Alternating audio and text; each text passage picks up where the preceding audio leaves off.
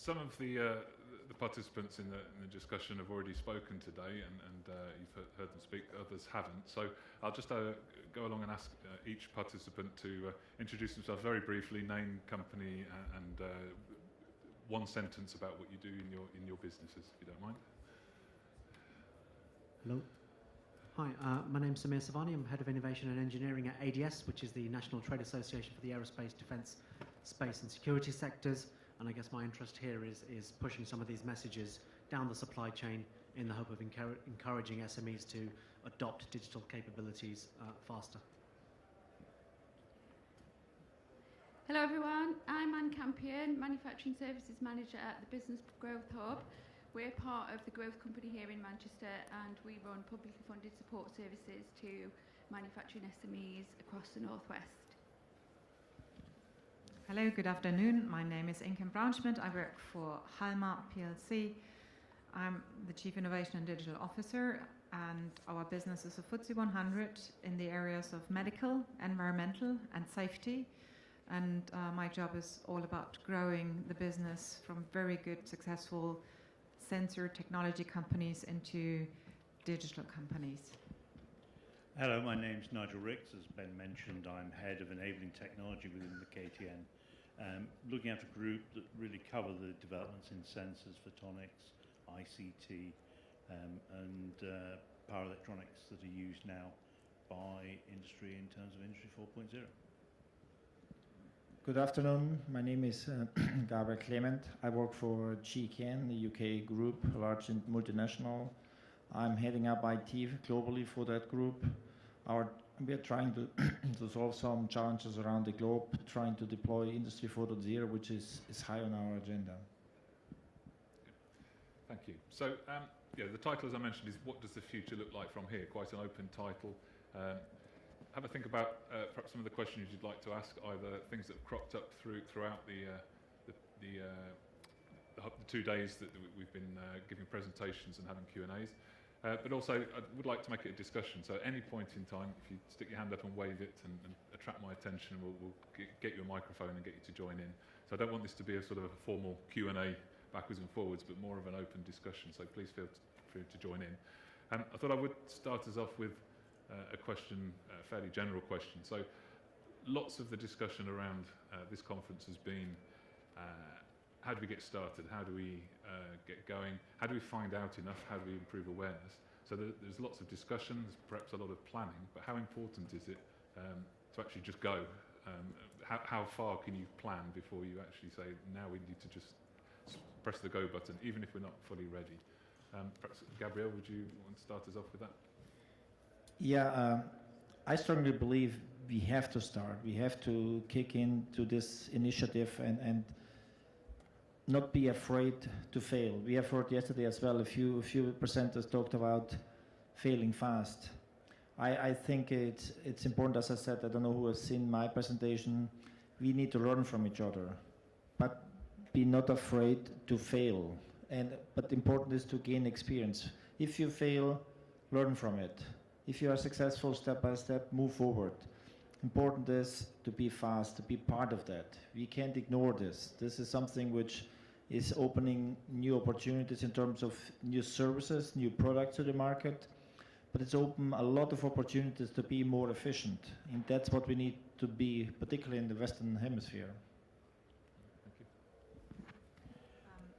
you. There are a lot of things you can do, but maybe just to start with two, and based on my own experience, I joined Halma last year in that role, which was not there before.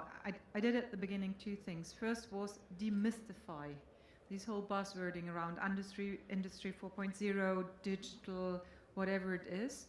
So bring it to the people and to the companies in easier concepts they can understand. So we established something which we call the digital playing field, where we mapped out, here's your device, your sensor, there goes the data, here's something, it's a cloud. And so we really tried to map it as easy as possible. And guess what? We found out that our companies, having a different perspective on it, were all over the place of that digital playing field.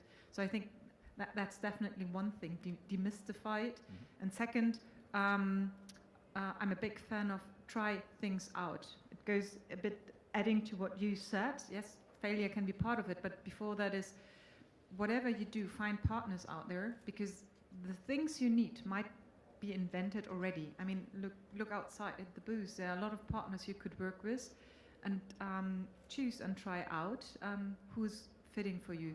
Please don't invent things on your own. Even if you're bright engineers, don't do it. It might be invented, and you could use all kind of connectivity providers, platforms, and so on and so forth. So find partners. Okay, good advice, thank you. I would just add to that, from the SME perspective, whether or not you're a large organisation that's looking for commercial partners, if you're an SME that is looking to develop into digital technology, etc., support services are there, and in terms of the manufacturing strategy, the Made Smarter review and report that Jürgen champions, it's very much the time is now, really, isn't it? And in terms of UK PLC, digital is very much one of the keys that we have to unlock the productivity of the nation, really. Okay, good. Is there anyone in the audience who has come along and either been inspired by something that they've seen or heard whilst they've been here, or thought, I'm in my planning stage, but now I'm going to go back from here and actually implement something, even if it's a pilot or a test? Anybody prepared to stick their hand up and say that? No? Nigel, do you want to? I'm interested, how many people in the audience are suppliers of technology to manufacturing, and how many people are actual manufacturers? Could the suppliers put their hands up? And who in the audience is manufacturers? Very good. And would anybody consider themselves already started on the journey, or fairly mature? Anybody who's implemented some aspects of Industry 4 already? Not yet? Okay, so we'll carry on. Okay, well, part of the other things I wanted to try and get, so getting started is important, but how do we accelerate, let's say, the take-up? Because this is a concept that benefits from the more people who implement technology that connects them, the more the supply chains can be connected, and the more data can be shared. Collaborative approach is something that's been talked about quite a lot. How do we overcome the barriers that are seen, that are perceived or put in place? Nigel, you want to? I think one of the things I notice is that 40 years ago, when I was a student, I was working in manufacturing as a planner, as a project chaser, and we issued batches of drawings, and then I went onto the shop floor and tried to find parts that had got lost or hadn't appeared at things. It's surprising, when we've been doing the full manufacturing, that there are an awful lot of companies who are still doing paper-based systems. And I think one of the things is, whilst we talk about Industry 4 as these big automated, robotic-driven factories, it's also part of a whole set of tools that can be applied to each company that don't have to be the full-blown manufacturing. And we're finding more benefits even from taking working practices, drawings, from paper-based systems into digital systems, in terms of trying to connect suppliers and customers into the factory. So don't be afraid that you have to do the whole journey in one fell step. It can be split up into different bits, and you can do one process or one part of the production task in a company now, and then move on and grow as those things come across.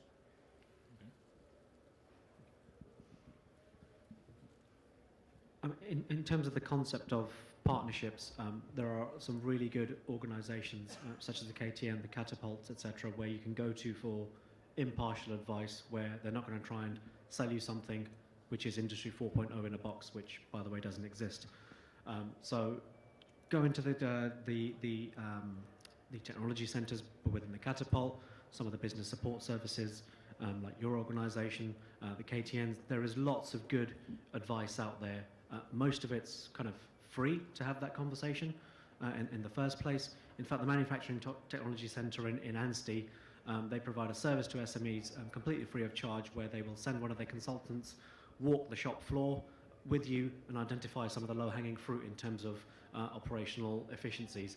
And then if you want to buy in additional services, they issue vouchers. So for every day of consultancy you buy from the MTC, you get another day's free. So there is lots of support out there and some really good impartial organisations who can kind of point you in the right direction and really start that conversation.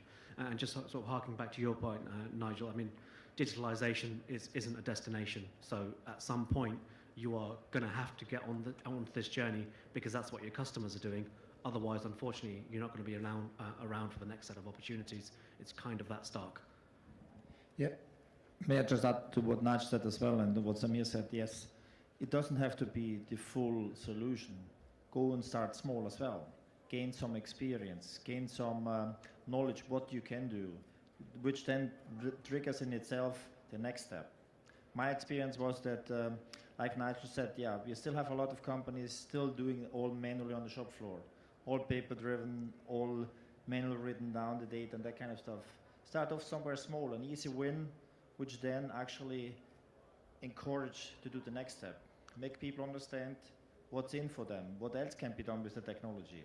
That's very, very important.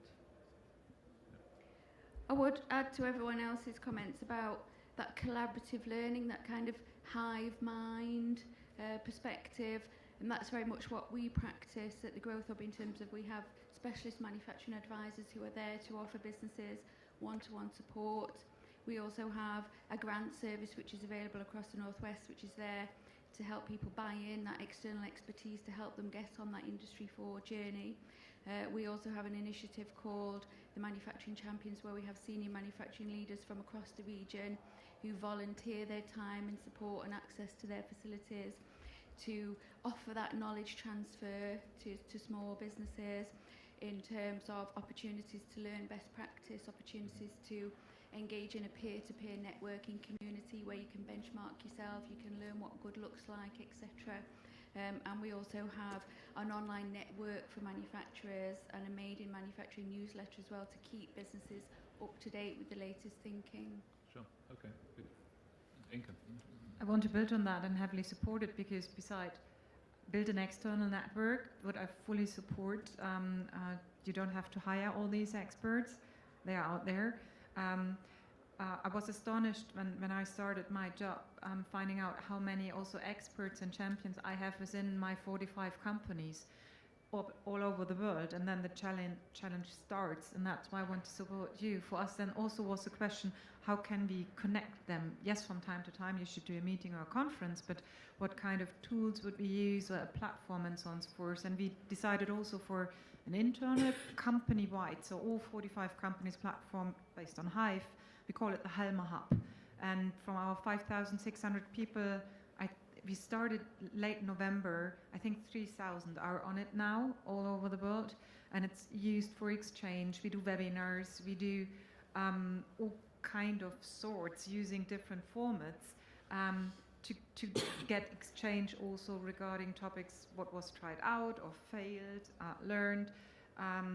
Somebody used robotics or built even a robot in the manufacturing lane and could provide then this to the others. So this to establish, however big your company is, in a good, easy, attractive way, supports the whole journey tremendously. Thank you. I can't remember who mentioned it earlier in the day. One of the barriers proposed was disruption to the business, the having to stop what you're doing to do introduce something new. Has anybody got sort of examples of how that barrier can be overcome or at least mitigated against? Yeah, plenty of examples, lots from my past, now also in my new company. So I truly believe in my Clayton Christens, and it's for every company. It's really difficult to disrupt itself. It doesn't matter how much you want it. So we have one of our companies, Ocean Optics. They're doing spectroscopy and devices, cameras. They have set a team aside as an internal startup. So it's a US-based company, and the team, which was set aside as an internal startup, was sitting then in Oxford. Why in Oxford? Because good surrounding, you can get all kind of knowledge, science network, and so on and so forth. They were acting like a startup, meaning they got autonomy, freedom, not of the usual processes of product development were influencing them, and so on. but they also could draw resources they might need, so assets from the company, technology, software developer.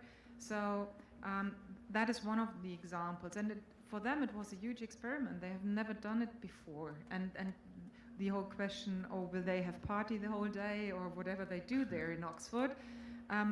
But it really worked out great, because in much shorter time they were able to develop a business model which is all about illumination. So what kind of value customers get out of different ambient light, and by building a business model on it, which was so far away from what the company did before, it might not have happened within the R&D or within the product development. So that's why that team, which is called Wave, you find it also in the internet, was quite successful, much faster and in a different way than it would have happened earlier. I guess if you've got enough critical mass in your business, you can put a team aside to do the things that are not the day-to-day business. Maybe as an SME, that might be quite challenging. That is an SME. That is an SME. So all our companies are between 25 and the biggest have 400 people. Okay. It's not bigger. Right. So Halma as a group is quite big, but our 45 companies are small and medium-sized companies. So we have that. Okay. We have that problem of getting people out. Nevertheless, as much as you can try it, and don't do 10 at the same time if you're small and medium-sized, but try it out, and you might change your whole product development process. Because looking at it, and that's at many manufacturing companies, that's like I learned it at university 20 years ago, this can't be. Looking at nowadays technologies, so that might be the future way of doing things. Okay, good. Well, If I may add to this, even I work for GKN, it's a global big company, corporation. We face similar challenges sometimes as SMEs. Yes, we have initiatives when support is provided from the group and when certain resources are made available to implement something like Industry 4.0 or new initiatives. But on the other hand, like the example you have just heard, we have single sites as well. They are not all massive. So we are to some extent large, but SME as well. And the way how we approach it sometimes is they have to find the resources themselves within a plant and go into for new initiatives. Obviously that's a little bit challenging. It requires very often the MD of that site to provide the framework, the support for something new. And this can excite the workforce on the shop floor as well. And yeah, obviously it's sometimes a generation issue that the young guys, they want to be in. So the way we approach this very often is not, here is a clear team and now you have to do this. It's initiatives coming off the shop floor and saying, oh, why couldn't we do this? Why couldn't we approach that? And somehow naturally it builds the team and allow that to happen. That's important as well. And this guys who really are excited about, those are the ones who drive these things forward. It causes disruption to some extent, but on the other hand, when they see the benefits they can achieve and making their work more exciting, then that drives the way forward as well. thank you. Anne, you wanted to say? Yes, perhaps just one additional point as well is in terms of support services for SMEs, it's very much about de-risking that development journey for small businesses in terms of offering them specialist support for people who've been there, done it, gone through similar but not the same experiences with other businesses, and it's very much about hand-holding them in the right way to offer a tailored package of support to achieve for them what they need to achieve in their business. And very much our experience of working with small organisations is that they think Industry 4 is about a £5 million spend on robots, etc., but it's not. Digital is about using the right technology in the right way for your organisation to add value to both your business and your customer base. And we're very much about offering tailored support to do the right thing for clients. Okay. Samir, you mentioned in an earlier conversation around how the supply chain itself can be a support network, and that the end user part or the customer part can help its supply chain as well. Have you got examples where that happens? I mean, no sort of specific tangible examples, but the way I sort of look at the supply chain challenges, every company who is part of a supply chain will be or should be on some kind of continuous improvement journey. And a lot of that continuous improvement does come from support from higher up in the supply chain. So ADS, for example, we run a program called SC21, which is driven by the primes, but it's actually a flow down of improvement measures. A lot of them can seem punitive in terms of targets and metrics that the primes are placing on the supply chain, but equally those primes in many cases do want to improve the quality of their own suppliers, so they are willing to help in terms of mentoring, signposting, flowing down a smart set of requirements so it's not so punitive. So I would say you need to look at digital in the context of that continuous improvement journey. It's not new, it's not all shiny, it's not all robotics, it's simply a different set of tools in the toolkit, but they should all be part of the continuous improvement journey. Not all of it has to be disruptive or groundbreaking or transformative. So I would say there are a lot of tools out there today in the digital world which you can just add to your continuous improvement and performance programs. Good. Perhaps I'll open it up to the audience to see if there's any questions you want to ask so far. Yes, the gentleman down here. Have we got a roving mic somewhere? If you could just say your name and where your organisation, please. Hi, so I'm Harpreet Singh. I'm from LEK Consulting. We're a strategy consulting firm. It's been a fascinating day for me personally listening to all the stories. One thing which has been niggling in my head is most of the examples we have heard today are around manufacturing and increasing efficiency and getting the cost benefits around preventive maintenance, etc. Not that much around what are the revenue benefits, be it business model innovation or getting more better pricing or data as a service, etc. So my question is twofold to the broader panel. One, why is that the case if I'm observing it the right way?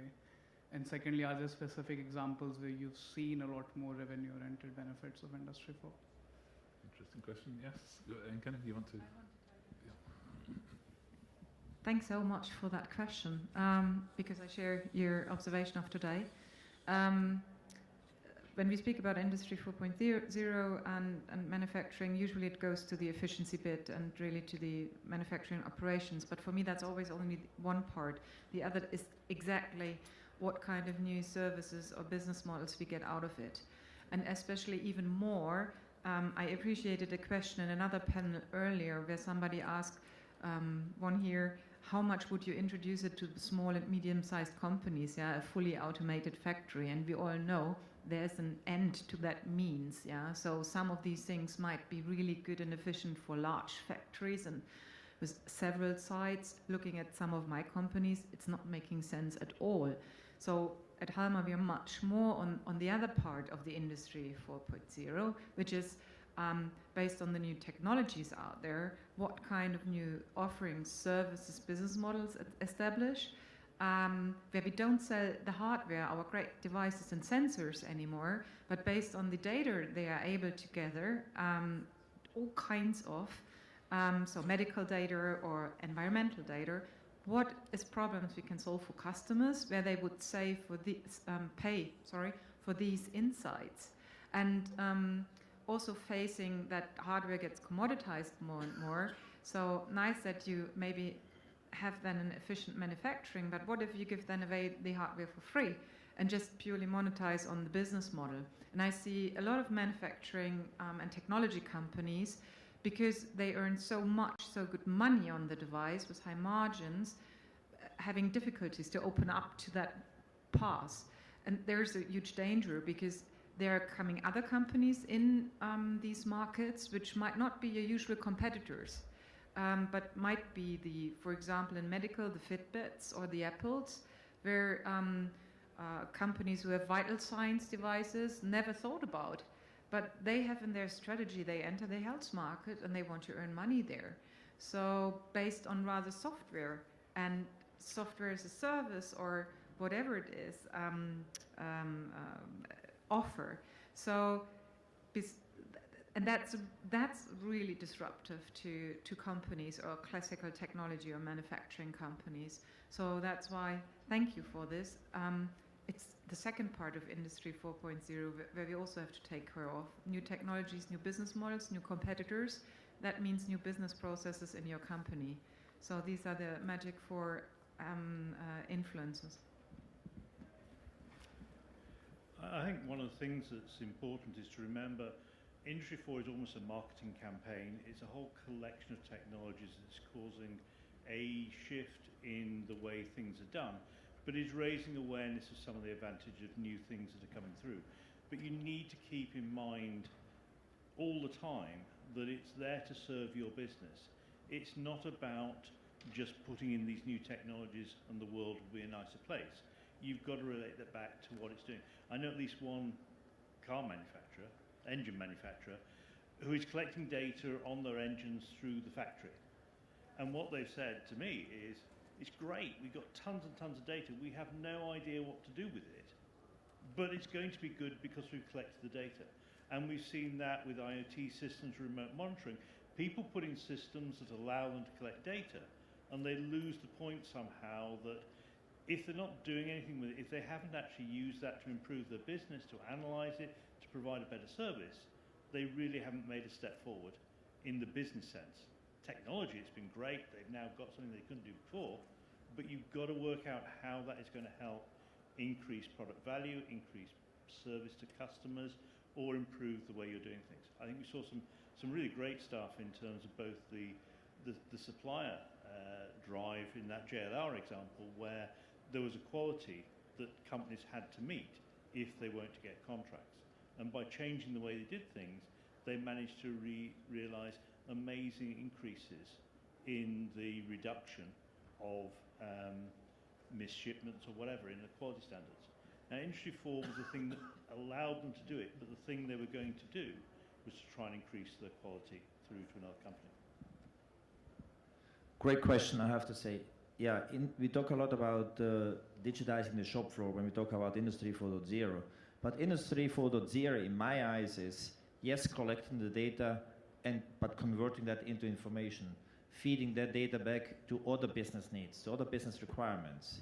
It's not just collecting via sensors, and then, as Nigel said, then we don't know what to do with the data. So in that context, using the data, combining this, I'll give you examples how we try to use and how we use data in real life as well. Is we collect data of the machines, the efficiency and whatsoever. Obviously, we try and we improve the performance. But that data is combined with other information, and then it's taken as a base to decide, is this a product we want to invest in the future? Is that part of our strategy? Are these machine types which we want to continue, or do we need to shift over? Or we take it even to our customers, delivering to these big OEMs, the car manufacturing, the aerospace business. We actually go out to them. We don't just deliver any more product to them.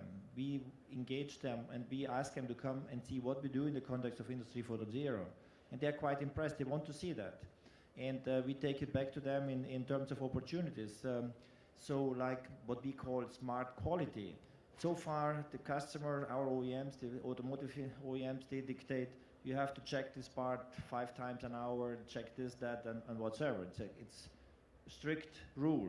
But what we tell them now is, yeah, we have all this information. Why should we check a characteristic which is always good? Why should we check that 5 times? Could we reduce it to 2 times? Why we might increase the measurement sequence in other parts of the product? So ultimately improve quality, delivered quality, rather than just following the book. So data, you're totally right. The Industry 4.0 is not just on the shop floor. It's passing that information. Yes, we should pass it back to the machines, to the next operation, to actually adopt the next operation, the following operation to the previous one. But as well, passing that data on to business decision, to the wider range of the business overall. Agree with the panel. Great question and really relevant. So for me, the way I look at Industry 4 is it's a very bespoke journey for the company. So there's lots to learn from other companies. There's obviously lots to learn from all the organisations that are outside today. But at the end of the day, it's a very bespoke journey depending on the maturity of your company. So I'm no economist. I'll give you an amateur's version of how I see the buzzword productivity. If you have a manufacturing operation which isn't as efficient as it could be, if you're not operating under lean principles, then Industry 4 can give you a set of digital tools which can help you maximize your efficiency. If you're already running a really lean operation, then your productivity comes from adding value to your product. That might be servitization, that might be database, different business models. So it's a very different thing depending on where you are as a company and where you are on that journey. So if it was all about efficiency, then I guess it's a race to the bottom. So you can have very efficient manufacturers, and their challenge is how do I servitize, how do I add value to this product which a customer is willing to pay a premium for because they're getting a better experience and a service. I was going to say, is it also about differentiation in a competitive market? So perhaps time to market, lead time in terms of design development of products, or delivery time, localized delivery time. I guess there's much more than just making a factory efficient in its production aspect. Are there examples of where businesses have achieved that? Yes, Inken? Beside the machine aspect, I would love to add the people aspect and manufacturing. So one of our companies, Crocon, is doing gas detectors. So the workers in the chemical plant, for example, they have them carrying with them around. It detects all kind of gases which you maybe not should breathe or whatever. So in that case, there's an alarm and so on and so forth. So far, so good, existing for already several years. So having now this thingy already with the worker, the question is, what else can you measure beside the fact that you should not breathe any gas, up to where is that person, so all kinds of safety and security aspects, if you're running around in critical areas, can be added to that, and then also making that device connected, that you have the real-time data of what's happening in your field, because your workers might anyhow be there and around there. So beside making your factory or whatever your process is smart or Industry 4.0, it's also about your people being there. And this is, in my example I just gave you, not about efficiency and downtime. So it's really about safety of people, of lives of people. And here Industry 4.0 gives so many great opportunities to make really the life safer or the work safer for people, which is tremendously great, not just from a business perspective, but also from the person working in this environment.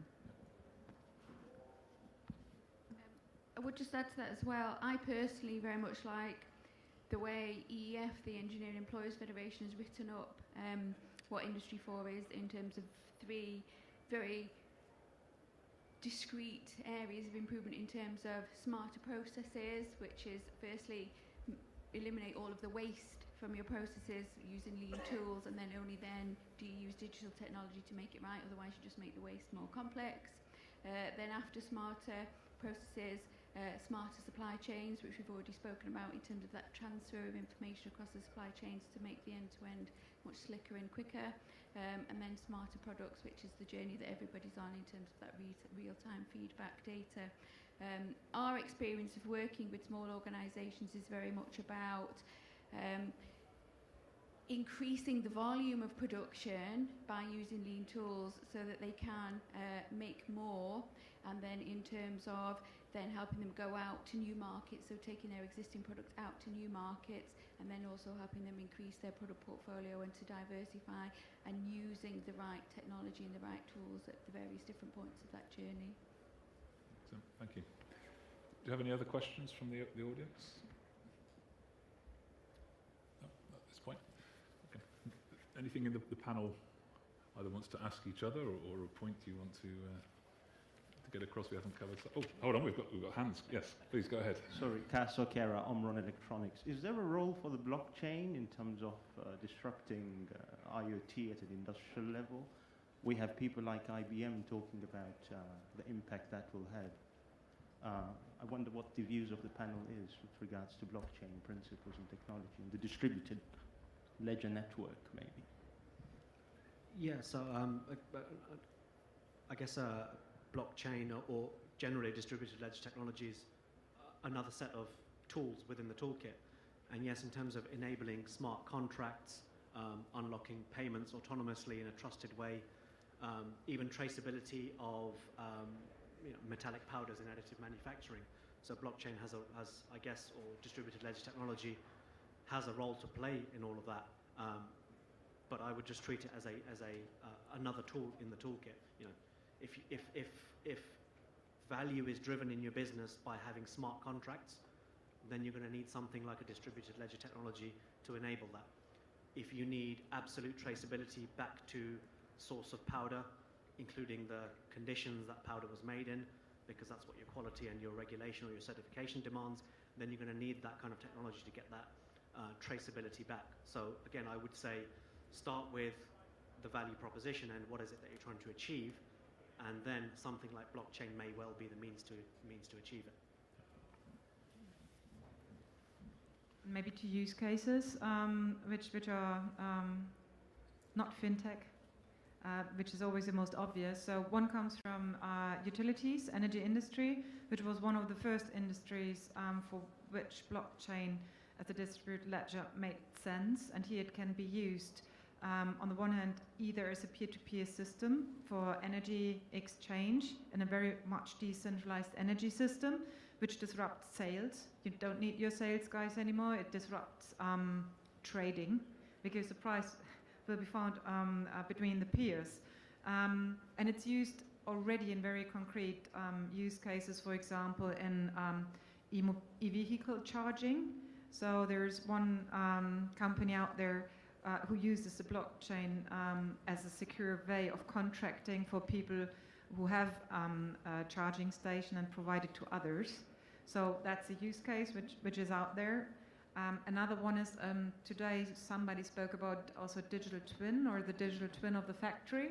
So that's another use case where blockchain can make sense. Depends always a bit on your company, but if you want to have really the identity and a secure identity of whatever it is in your factory or your product and so on and so forth, then there are use cases also for blockchain for companies to tap in.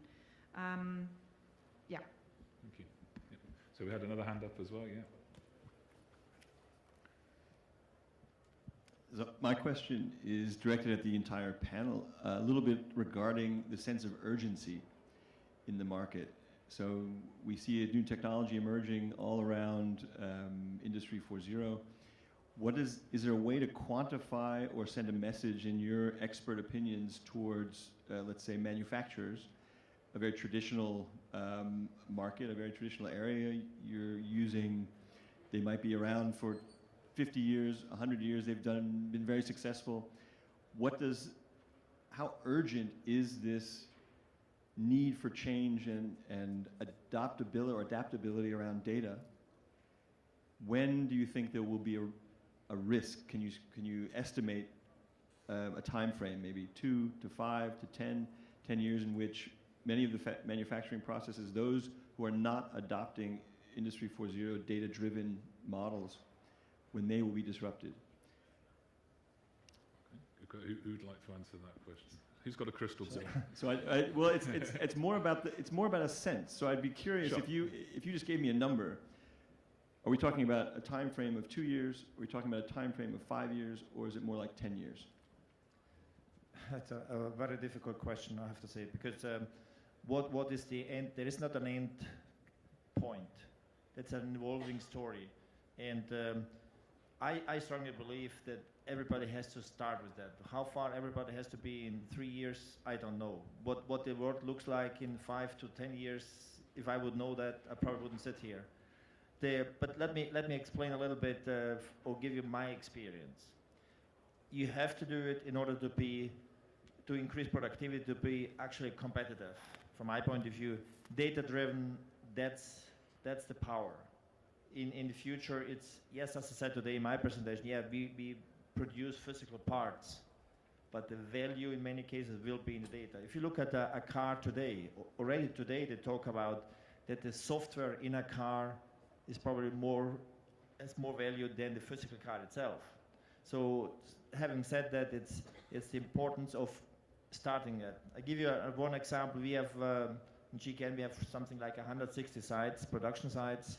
One site started this kind of journey many years ago, in terms of driving productivity, driving the business based on real data, so to speak, on proper information. And that side is by far the most profitable side across the group. So that's something, that's one of the benefits. That side was growing as well, and when you start this, what I said, it generates a culture within the workforce, within the organization. Starting small, I remember we started at that side with simple things, which today in other sites, we haven't even there yet, what we started 15 years ago. I said today in my presentation, these tools, they were available 15, 20 years ago. They were just more expensive, difficult to integrate, but it's all about having the right information. Having information is the power. Having information now when I need it, that's the value. And therefore, from my point of view, if you are not starting with that now, you will be left behind. Others will overtake you, and because they start with the information, they are much faster in taking a decision. Today, it's very important, like product to the market, or a quote to our customers in our case. They don't wait weeks and months for a proper quote. They expect to have this within a couple of days. And if you don't have the information, if you don't know, I will run this machine with this efficiency on this new product, or I'm even able to do this, then customers won't wait. They go to the competitor who might be ahead of in the curve in terms of digitization, in terms of Industry 4.0. And again, as I said earlier on, Industry 4.0 to me is, it's a buzzword right now. Everybody talks about that. What exactly this means to everybody is quite different. But it's all about the digitization of products, of the ways of working. It's not doing it manually anymore in terms of collecting data manually. And again, you hear me talking a lot about data. We have still to produce physical products, but we produce a lot of data, which makes the service around that product, makes these products more efficient, make our operations more efficient. And that all together, I think, makes companies strong and make them survive. So your advice would be to manufacturing, start now. If you haven't started, you're too late. Not too late, but start now. And as we said earlier on, you can start small. It's not like if you go to Accenture or IBM or all these big players, you might be scared to say, oh, I need to do all of that. I don't have the resource. I don't have the money to invest in that. Start small. Information which helps you in your particular case to make an improvement in being in efficiency, in being faster to the market, in terms of providing an additional service to your customers. So start now. That's because you need the change, the ways of working has to change. As I said today as well in my presentation, you can buy technology, but I've experienced this myself. We have equipped a plant, for example, in North America. We connected all our machines about 10 years ago, but nobody knew what to do with the data. That system just disappeared. Although we invested $500,000 in doing that, it didn't provide benefits because the organization wasn't ready to actually digest what the system was providing. Samir, Just sort of the trend in aerospace, which is typically quite conservative in terms of adopting these new capabilities. All the major primes around the world, certainly Airbus and Boeing, have been very public about some of the supply chain issues that they've experienced through their last set of programs, and both have committed to needing a lot more supply chain, what they call visibility and transparency. That is exactly what Gabriel's been talking about. It's about having the information. So being able to demonstrate to your customers that you can supply to them on time, on demand, to quality, and conform in that supply chain model will be a competitive edge. And we know these big companies have a global supply network. It's not a vertically integrated supply chain. So part of the competitive offering from a company will be how visible can they make themselves in terms of their operations and their supply and their throughput to their customers will start to be a competitive advantage, will start to be a differentiator. So completely buy into what everybody's saying. It's not too late. There is no end point, but yeah, start now. I think I would add to that as well. I think the blunt answer to your question is really get there before your competitors do. everyone knows that as the world's population continues to grow, the desire for manufactured products will continue to grow as well, and we are moving in a world of new technologies, new materials, new processes, and to remain competitive, you need to get there before your competitors do. I think there's a danger that you can wait until things have got cheaper or things have got faster. If you think of buying a new PC, if you wait 6 months, the next PC out will be slightly faster. But if during that period you're starting to lose advantage, then you're just on a downward spiral. If you can quantify the benefit to the company and look at the cost of doing it, as long as it pays back a benefit to the company in the short term, then just get on and do it. Don't wait until you can get a bigger benefit, because in 12 months' time, 24 months' time, you'll have gained that extra experience, you'll have not lost any money, and you can then adopt whatever new is coming out then. But getting that understanding and changing the internals of the company to adapt to these new technologies is really quite important and part of the start of the journey. So start now. If you're unique and no one else is making your product, then you've got as much time as you like. If you're an artist, then you're always going to win against a robotic artist. If you're designing furniture that is bespoke, you're always going to win against IKEA. But if you're in the normal industry, your competitors will be potentially doing this and you will lose out. The flip side of the question is, what is the biggest threat to, let's say, mid-sized manufacturing today in Europe? What creates the sense of urgency for these companies? Is it the people, the mindset, the culture? In your opinion, what is holding these conservative mid-sized, mid-market companies back from actually executing on this journey, starting now? They're not starting now. Most of them are not starting now. That's the fact. So it's easy to say start now, but I think it's on a more realistic level. Why aren't they starting? What's the threat? What's the problem? Yeah, maybe to the most obvious answer always is, if you talk about small and mid-sized company, it's a resource. If they're really lean, then the problem starts there. But if you keep that away, then there's definitely a topic of culture, in a sense that usually these kind of companies have a bespoke or very special, great product. And looking at my company, we have great technology with IP and in very regulated markets sometimes. So the sense of urgency might be, oh, yeah, we have been here for the last 20 years. The product has not developed much further. We are still the one standard. So why should we change for the next 20 years? And I think it's really important in these companies to give possibilities to get much more outward oriented and look at, yes, if you look only at your industry, and I can give you an example, lots of our companies are in the fire industry, so to say, so they do fire detection and they do these emergency lightning, what you see there and so on and so forth. Yeah, it's highly regulated and regulation is not changing in a year. But if you see your competition or maybe partners in the building industry or building management industry, for lots of them, they don't care what kind of sensors and if this is regulated or not. But if they are able to deliver safety and security as a system, you might find yourself in a situation, yes, somebody might take your device because it has to be in the room, but the value which is brought to the people or to whatever, the building, is based on all the other stuff. So what's then the value of your very specific regulated device? So it's really, you have to change the perspective, and that's why I said earlier, it's a cultural thing. If you've been so successful for so many years, it's not helping, and you have to get the grip on how to get your people looking outside, other industries, other markets, and it can be startups, it can be other medium-sized companies, but definitely other industries and markets. I think there's also, it's been touched upon already, but driven by a business need. You don't do it for the sake of doing it, you do it because there's a business need to do so. And I think there's probably two kinds. There's the reactive business need. My customers told me I must do this to keep my business, or my competitors are all doing this, I must do this to maintain my position in the market.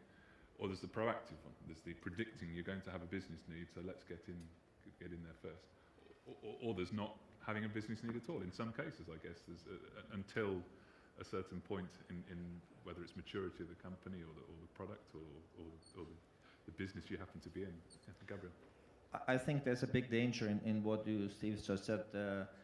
If you wait till the customer requests it from you, you don't have the experience. It might be too late then, because then your competitor might already be in that area. But back to your question, I think SMEs very often don't start because it's the fear of the unknown.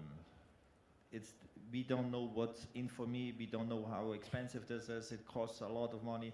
Therefore, I'm very much convinced, and we have representatives of organizations here who help you to actually overcome this fear. And Catapults in the UK, they are showcases. I think it's very important for the SMEs to have something touchable in terms of, yes, I can see what we could do. And important for me is, as I said this today already, is that we share. It's not a journey where every company does it by itself, because then we are too slow. And that's where we, again, in the Western Hemisphere, need to be careful, because out in China and Asia, they are very quick, they are very fast in adopting. So we need to do this as well. But it's don't wait till you are enforced to do this. Then it's dangerous that you might not be on the train. I think you're exactly right in terms of talking about the cultural mindset of the business as well. Here in Greater Manchester, there are 8,000 manufacturing businesses, but over 3/4 of those are less than 10-person organisations. So here in Greater Manchester, we are dominated by micro businesses, let alone SMEs. And the CBI produced a report just before Christmas about why SMEs aren't taking up new technologies. And they use a very simple yet effective analogy of businesses who are magpies versus those who are ostriches. The idea that ostriches don't take note of what's happening around them and just do the same thing again and again and again, whereas magpie businesses have the skill and the will to find new ways of working and to adopt those new ways of working. And that's very much something that we try to translate to our clients when we're working with very small organisations. Be a magpie. Sorry, I had a question at the front here. You can bring a microphone over. My name is Mick Andick, and I'm from Vancouver in Canada. In our area, about, I would say 80 to 90% of all the manufacturers are what you would call small, not quite micro, but small, typically between 20 and maybe 70, 80 employees. And they know it's time to do something. They can see the writing on the wall, but they are scared to start. They don't know where to start. Typically, you know, if I go in and tell them you have just to start all over again, you have to scrap all of your IT, you have to re-equip everything that you have, they'll say, no, we cannot do that.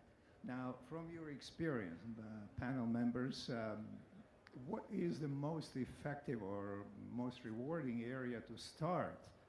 Because typically they'll say, give me one area to start. Is it a design and planning? Is it the production planning? Is it the production itself? Is it the maintenance? Or is it maybe product support? So where to start? So my own personal experiences absolutely don't advise companies to scrap all of their processes and everything. That's quick way to switch them off. So in terms of where to start, I usually ask our SMEs, can you measure what it is that you're doing? Are you getting data, any kind of data off your machine or off your processes? So if you can't measure it, you have no hope in terms of controlling it, let alone improving it. So certainly the starting point that I provide to my SMEs is start by measuring, because as soon as you start getting that data, visualizing it, or even applying a basic level of analytics to it, even before you get onto machine learning or any of that advanced stuff, once people have that data, they surprise themselves in terms of the insights that they're giving themselves. We have operators who feel their machines are operating at 80% OEE, but the data tells them it's 65. It's an eye-opener for them. They're 15% off what they were guessing their operational efficiency was versus what the data is now telling them. So having sight of that data starts to give people confidence with data. It starts to make them a little bit more digitally savvy, and then that starts to pervade. And that is the starting point in terms of that culture change and that mindset that people talked about. It genuinely starts with getting some data off of your operations in the first place. Yeah, Inken? One of the things we've done is start by having a sort of diagnostic for the business. So we've taken Industry 4 into 20 parameters, which go from use of sensing through to integrated supply chain, electronic documents, and go through a company to get them to score themselves between 0, which means nowhere, and 5, which is exemplar, and produce a chart of what they're at the moment. It gives them a level of visibility of where they rate themselves, and we can help them in terms of what the market standard is. But it also helps uncover the pain points, because in going through that sort of exercise, they'll realise there is this particular area where we are particularly weak, or this is an area where we feel really we want to make it. And so therefore trying to do it from the company. I don't think there is a solution for every company. There's not one right starting point. It's based on a company, but every company will have a particular point, which will be the sweet spot to actually try and start on the journey. And I want to build on what you both have said. So usually every small or medium-sized company has thought about or implemented already something like Lean, Kaizen, however you want to call it. So selling them, please go on with that and do even more. How could we get electronically more data which feeds into your Lean process, which you have anyhow established? Usually is easy for the companies to say, oh yeah, okay, it makes sense. Yeah. So again, demystify the whole process by how get we more data out of our process? What kind of sensor would we need for our machines? It makes it much easier, and you add to existing systems. You don't reinvent, because I also would not take all the big consultancies to do so, especially in small and medium size. So agree, one way. Other way, and it goes back to our discussion earlier, if a company starts thinking about not how the production process gets more digital, but the product you're producing is getting more digital, so smart, connected, and so on and so forth. That's the other way to bring your small and medium-sized company into that thinking, because you have to do both at the end, because customers, as we heard earlier from Nigel, they will anyhow want it. Yeah, so there's no way out. So the second way, think about how to make your device smart and connected, and that then via that way leads to, you make your mind up about your processes. You have to, because the processes will change in your manufacturing. Okay, great. So we have a question in the middle. Hi, my name is Mohammed from Cambridge University. My question is about influencing power of big players of each industry sector. Imagine that I want to establish a new business. So when road mapping and building my business model, I can establish start from scratch by studying the market and focus on the end users, which are the potential customers in the market. Or I can focus on the main key challenges, let's say key challenges of big players of the company, in order to be able to sell my final product to the big players in the company in the longer term. So this potentially can create a kind of fear for people who want to start from scratch. So I would like to have your comments. It can be kind of a question of any of yours. Thank you. I can start with that. It's a little bit back to what we discussed earlier on. Even a small player nowadays can actually sell to the large players.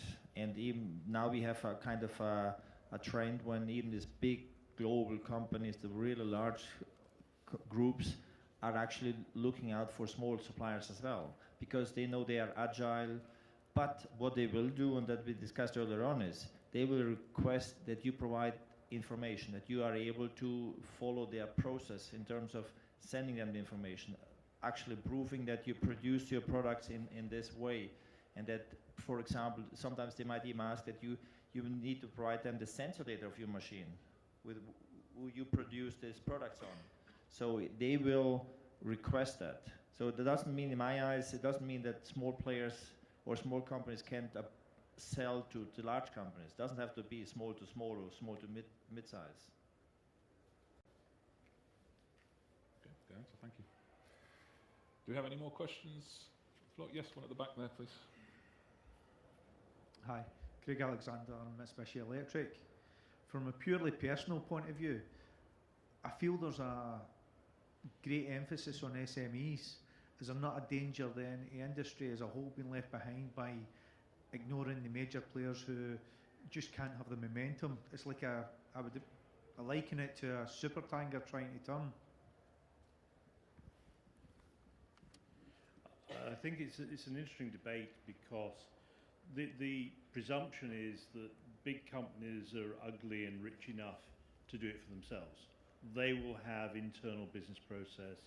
They will have a much better focus and understanding about business continuity, business modelling, and how to get on. They will be in a framework where they're in constant contact with other big companies and therefore will be picking up ideas and seeing what the impact is and where the whole market's going.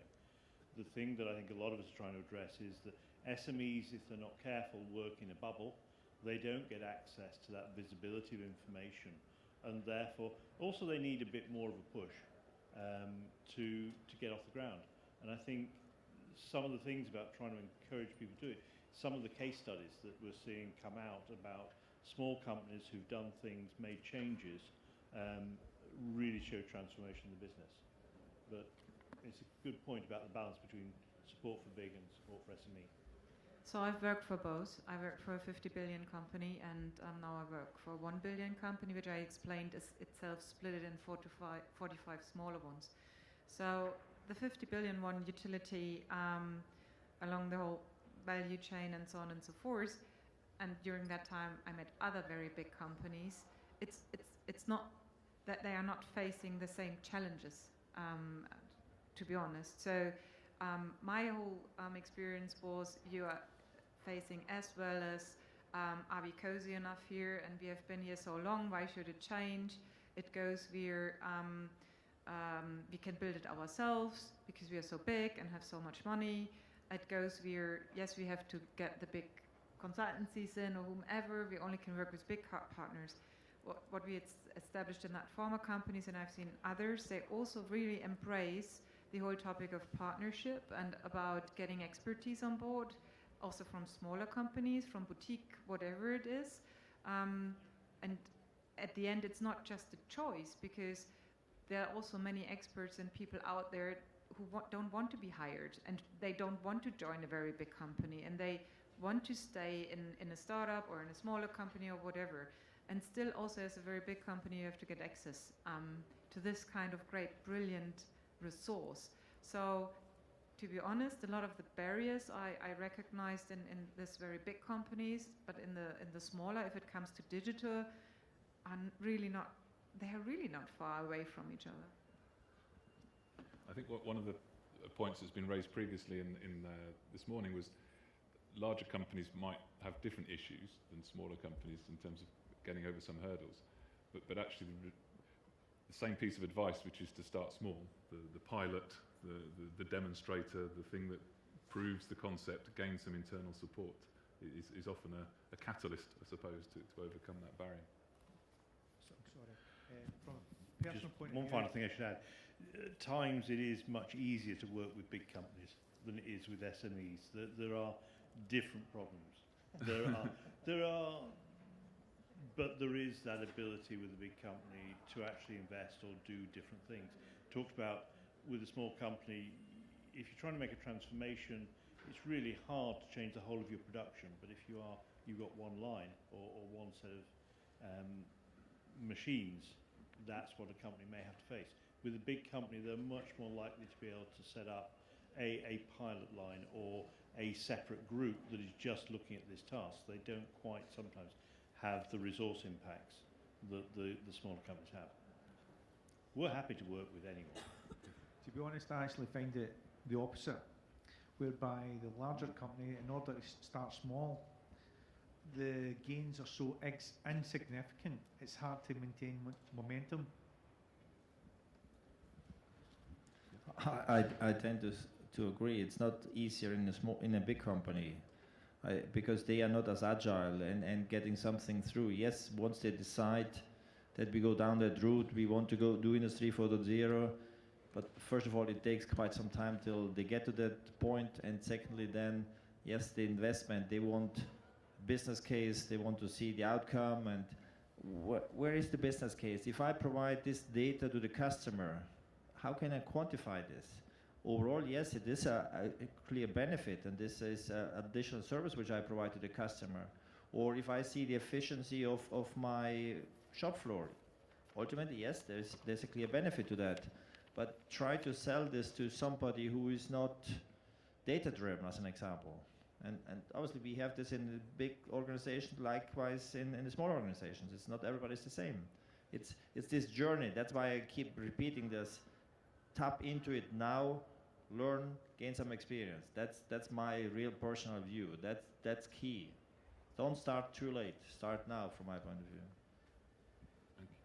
I think I would add as well that the reason why the government invests in support services for SMEs is because many times they lack the confidence and the growth ambition to make the contribution that they can to the overall productivity of the country, and those services are there to encourage that confidence and encourage that ambition, and ultimately they will then contribute to the supply chains of the much larger organisations, which ultimately will benefit everybody.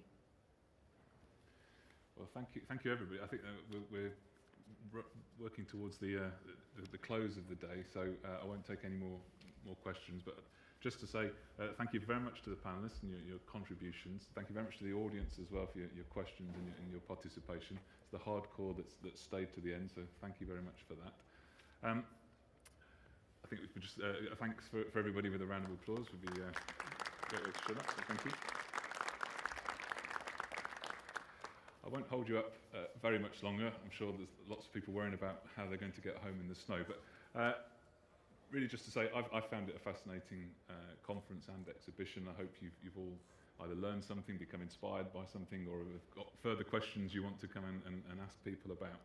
A couple of things I took away from it myself. Some key messages that ran through it was that it's not all about big capital projects. It can be pilots and starting small. It can be demonstrators. It can be low-cost investments in things like sensors and gathering data. A lot of it is about augmenting humans, and I think employees gaining some benefits as well from this, in as many cases of either safety, health and welfare, or shift planning and all sorts of other social aspects to it, which perhaps hasn't come out in this particular vote. We didn't have time to do that, but I think it's an interesting part. Yeah. And I think the last one really was something we've talked about already, but I think speed is important. I think it's something that has ran through that waiting too long, standing still, is actually going backwards whilst others go ahead. So I think that's the thoughts I'd like to leave you with. Thank you again for attending, and yeah, safe journey home.